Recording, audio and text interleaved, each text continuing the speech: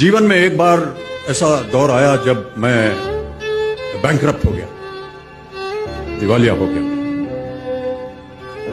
मेरी बनाई हुई कंपनी घाटे में चली गई, करोड़ों का कर्जा चढ़ गया, मेरा व्यक्तिगत बैंक बैलेंस जीरो यानी शून्य हो गया। कमाई के सब जरिए बंद थे और सरकार की तरफ से घर पर कुर्की के छापे लगे। ये बात धीरूभाई को पता चली। बिना किसी से पूछे या जाने उन्होंने अपने छोटे बेटे और मेरे मित्र अनिल से कहा, इसका बुरा वक्त है, इसे कुछ पैसे दे दो। अनिल ने मुझे आकर ये बताया,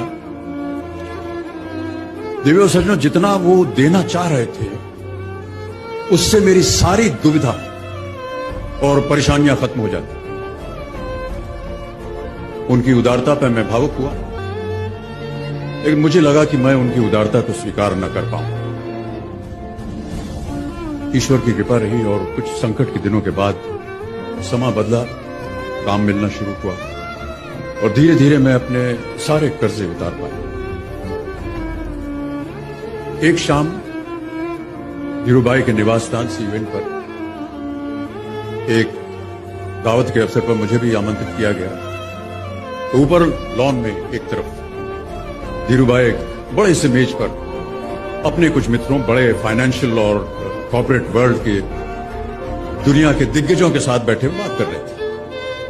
मुझ पर नजर पड़ी तो मुझे बुलाया और कहा, यहां मेरे साथ बैठो।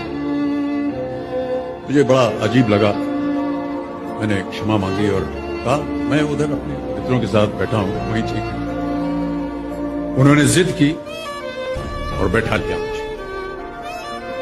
फिर अपनी उस दिग्गजों की महफिल में उन्होंने कहा, ये लड़का गिर गया था लेकिन अपने बल पर फिर खड़ा हो गया है, मैं इसकी इज्जत करता हूं।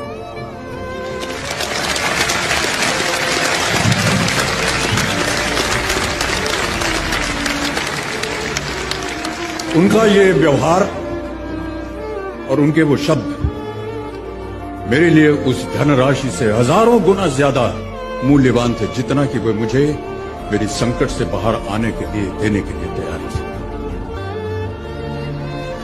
ये उनका व्यक्तित्व।